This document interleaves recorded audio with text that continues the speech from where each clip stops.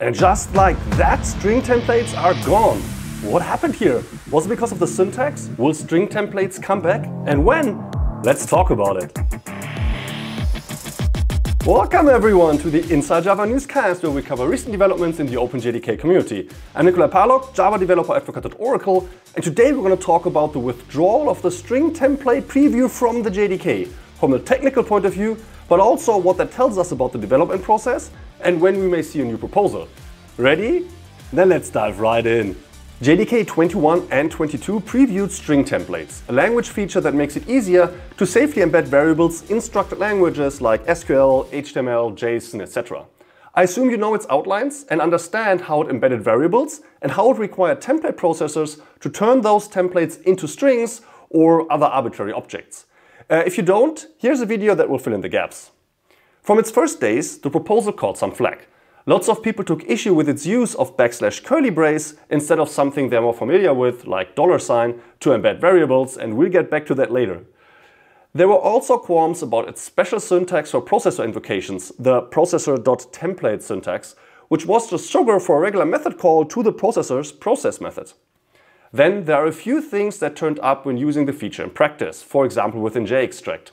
One is that template processors often don't quite cut it, for example due to the intentional limitation that they need to return something. And in those cases, it would be super handy to just pass the string template to a method, but that required the special processor raw, which wasn't exactly elegant. Nesting templates also wasn't really supported, but would be very handy. And lastly, when designing or evolving text-based APIs, developers would have to choose between methods accepting strings or template processors, two very different approaches. Brian Getz summarized this as, the real criticism here is that template capture and processing are complected when there should be separate composable features. But that intertwining wasn't an accident. A background design goal of string templates was to bring the abyssal performance of string formatting on par with string concatenation. The template processor FNT accomplished that because it got access to an internal API, was highly optimized, and occurred right next to the string it was supposed to format. That last point turned out not to be a requirement for a fast implementation after all, and so the template and the code processing it didn't have to appear side by side after all. And that was the straw that broke the processor's back. It turned out processors are needed right next to the template, which means they don't need a special syntax to be usable, and the string template processing can happen in just any arbitrary method. And this unraveled a lot of already settled design decisions and basically sent string templates back to the drawing board. All of this came to a head in March, when Brian Getz sent a mail to an Amber mailing list recounting this development. This triggered a super interesting discussion, but its length and breadth indicated that this issue wouldn't be solved in the remaining 12 weeks or so before JDK 23 would be branched, and so the decision was made to remove string templates entirely. And as we've touched on in the last Inside Java Newscast, that's exactly what happened. JDK 23 contains no string templates at all, and once you update your experimental and hobby code bases, you'll have to rip out everything related to string templating, which isn't particularly fun. Talking about not fun, I'm not entirely healthy right now, you might hear it in my voice, and I'm a bit unfocused too. Very funny. But it's not bad enough to call in sick, and I really wanted to let you know about string templates, so I recorded the video anyway. That said, I didn't quite manage to keep the script short, and I also don't want to spend an inordinate amount of time editing the remainder of the video, so to keep it lively, I just record in different rooms around my flat. What do you think about that? Doesn't matter, I'll do it anyways. So what's going to happen next with string templates? Before we delve into that, keep in mind that nobody can predict the future. What follows is based on the discussions on the mailing list, specifically the exchange in early March, but as you can tell by what just happened, nothing is set in stone. Okay, with that out of the way, there are a few things we should examine. The string template goals, security versus simplicity, the $, the most elegant solution, open questions, then the future timeline and what this means for OpenJDK. Let's get into it. Probably most importantly, none of the experiences made during the preview phase changed the goals that string templates set out to achieve. Simplify and improve readability of combining strings with values computed at runtime, improve the security of such mixed expressions by supporting validation and distributed transformation, enable transformation to non-string values that doesn't require intermediate string representation, and finally, allow non-JDK code like a library's applications to seamlessly hook into this mechanism. An essential observation is that these goals don't include make string interpolation as simple as possible. In fact, this is explicitly listed as a non-goal. Quote, "It is not a goal to introduce syntactic sugar for the string concatenation operator, since that would circumvent the goal of validation." Let's talk about that next. Why don't you just add string interpolation like all those other languages have? Stop overcomplicating everything, is a common opinion on this topic. But, how do I put this delicately? It's not on point. Not because of the intention, I get that string interpolation would be nice to use, but because of its superficiality.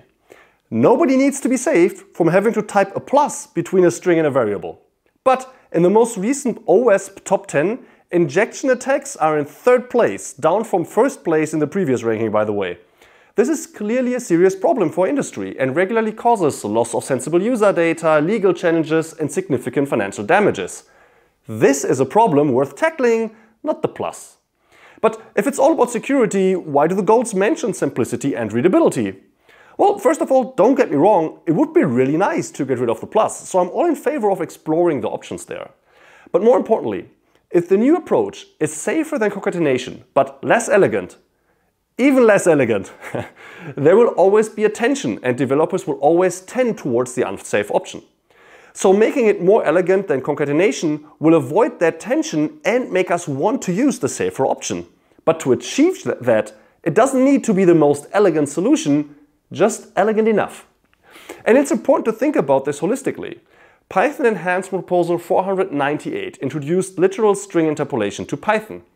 PEP 501 starts by pointing out that code using it is superficially elegant, but also an opening for a form of code injection attack. It then proposes a new kind of expression and an interpolation template type that looks very similar to the string template previous in JDK 21 and 22. So did Python copy Java here? No. All this went down in 2015, and while Python does have string interpolation since then, it never got around to retrofitting a safe alternative. Oops. Better to think about this upfront, I guess. So that's why we won't get, I don't know, string s equals backtick text variable with a $sign backtick. Oh, and I'm pretty sure we won't get the $sign for embedding variables either. Let me burst that bubble next. So I know that quite a few people weren't happy with the \curly brace syntax to embed expressions. They used to $or $curly brace from some other languages and want to see the same in Java. But while familiarity is a good reason to examine a potential solution, it's not a good reason to adopt it. And really there's nothing much in favor of except familiarity. Well, some people say it's hard to type \curly brace on their keyboard, but given that curly braces are ubiquitous in Java and the / isn't exactly rare either, I don't think this argument is very strong. And for what it's worth, on my German keyboard, \curly brace is simpler than $curly brace. Maybe that makes me biased, I don't know. Anyway, there are two main arguments against the $sign. First, if it becomes a special character in string templates, it needs to be escaped to appear as is, and given that it's quite common, that would be annoying. And second, turning a string into a string template or the other way around would then require carefully updating a bunch of $escapes, even though they are entirely unrelated to any interpolation that the developer is probably thinking about right now. I also want to point out that of the top 10 TOB languages, only JavaScript actually embeds expressions with a $, so I don't know, doesn't seem to be that common after all. The main arguments for \curly brace are that \... is already an established escape mechanism, so why add another one, and that \curly brace is a currently illegal character sequence, which means it's not present in non-template strings, doesn't need escaping, and the compiler will yell at you when you switch from a template to a regular string. And based on these arguments, Bion describes \curly brace as objectively better than the $sign, so I'm pretty sure that's what we'll end up with. Okay, any more dreams I can crush? Oh yeah, the old solution was too cumbersome, we need something more elegant. Right, so a few folks found str dot text plus variables too cumbersome, specifically the str dot part. If you're one of them and were happy that this proposal was retracted, I'd recommend to curb your enthusiasm. I don't think the next proposal will be leaner than that. So here's the thing. The str syntax was essentially just a shortcut for calling str.process with the string template as an argument, right? This was done so that the template and its processor must appear side by side, which was considered necessary to make FMT faster than string.format due to some internal optimization that I don't understand. Since it now appears possible to achieve that performance improvement by other means without those having to appear side by side, that special syntax no longer carries its own weight. We'll probably end up simply creating a string template and then passing it to a method. So string templates could just be a new kind of literal, although it's unclear what exactly they would look like. To have something to talk about, let's say we use backticks as the limiters. Then a simple interpolation could be something like string.interpolate and then backticks text with variables. That's less weird but longer than that str dot. So yeah, don't hope for a shorter solution is all I'm saying. Yep, this is my bathroom. Yeah, we are doing this. So as I just described, a new proposal will favor security over the simplest possible interpolation, will very likely use \curly brace to embed expressions, and will probably get rid of any syntax sugar and require regular method calls to process templates. Still, there are a lot of open questions to be answered, and they may well shape the feature in entirely unforeseen ways. So for example, what could APIs look like in the future? Regular methods accepting strings and/or string templates, presumably? A few security-sensitive APIs may limit themselves to just template, but many more would be okay with either. Do they all need overloads? What marks a string template? In the retracted proposal, that was the template processor. But with that out of the picture, does something else need to take its place? It would be nice to be able to seamlessly create a template without variables, specifically for those APIs that only accept the template. And what about concatenating and nesting templates? Should that be possible, or does it need to be specifically supported? Another one is, should string extend string template or the other way around? Or maybe string literals can be either? All of these and many more have been discussed at length in that thread back in March, and I can only recommend to check it out if you want to have an informed opinion on these matters. But these and more questions need to be answered before a new proposal can be made. And since the main goal is to improve security in Java, all answers will have to be measured by that metric.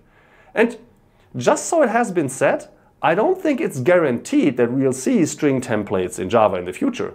If there's no solution that's both safer and elegant enough in terms of usability, migrations, etc., then maybe we'll be stuck with Plus. And as a corollary to that observation, I have no clue when we'll see another proposal, but just personally, I'd be somewhat surprised to see a JEP on this in 2024. Yeah, I'm back here. Sorry, I ran out of ideas, but hey, I changed the colors. While opinions on the proposal varied, sometimes widely, most comments I saw were generally appreciative of the fact that the OpenJDK developers are taking the time to get this right, and that they made the surely not easy decision to retract the proposal this late in the game, instead of just letting it go over the finishing line in a state they didn't think was optimal. And I agree with that. Yeah, I like the proposal, and I have to rework quite a bit of code to pull templates out, and then, hopefully, put them back in a few months. Still, if the folks behind this think they can make it better, I'm inclined to trust them and see what the next proposal will be. In fact, I think this is a great example of the process working as intended. Preview features are here to be used in practical experiments, internally or externally, without the wider community relying on them. This allows OpenJDK to identify weaknesses and, if necessary, correct course, or even scrap a proposal entirely, so that's all good. Still, I know we were all kind of surprised that this happened. I mean, in over 5 years, I think, it's the first preview feature that didn't become final. While this was always possible, it didn't feel quite real. But it is. So let this be a reminder. Preview features can change, evolve, or be dropped, just like the JDK enhancement proposal that introduced the concept points out. Talking about JEPs, preview features are impermanent and do not carry over from one Java release to the next. Even if unchanged, a new JEP needs to be filed for the next release to include the feature. As an unfortunate side effect of that, people who limit their reporting on a new Java version to the JEP list won't give you the full picture, as they would miss cases like this. But that's easily fixed. Just get your Java info from people who know what they're talking about. That was your cue to subscribe to this channel. I meant us. It doesn't matter. Don't forget to leave a like as well, and I'll see you again in 2 weeks. So long!